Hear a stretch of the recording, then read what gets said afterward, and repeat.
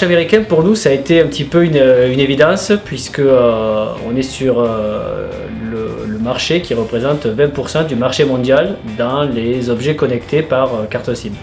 Donc quelque part, Matuma se devait d'être présent. On sait que c'est un marché qui va peser à peu près 450 millions d'unités d'ici 2020. Et donc du coup, pour nous, c'est un gros business en devenir. Et si on veut l'attaquer, c'est maintenant qu'il faut commencer. Donc la décision a été prise en début d'année 2015 d'implanter une agence, une filiale de Matuma France sur place et de muter un collaborateur pour commencer à nouer des partenariats. Et donc on se laisse à peu près 12 à 18 mois entre nouer les partenariats et commencer à faire les premières ventes.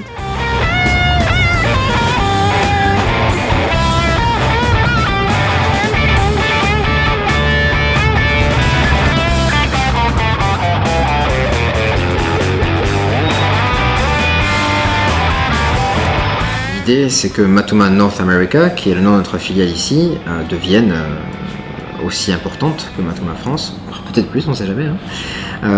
Mais oui, on veut se développer sur le territoire complet national, aux États-Unis, et en même temps gérer le marché canadien, qui est un marché très proche. Voilà. Pour être honnête, il y a plus un marché nord-américain qu'un marché USA plus Canada. C'est vrai qu'on a eu la vision un peu française de dire on a quelque chose qui est fantastique en termes de produits et de services, donc ça marche très bien en France, dans certains pays d'Europe également, et ben ça va très bien marcher aux États-Unis.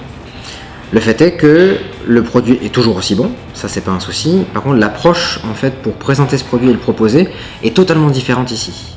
Donc on a dû remodeler un petit peu notre façon de communiquer, notre façon de présenter les choses pour vraiment s'adapter à la culture américaine. Ça a pris un petit peu de temps.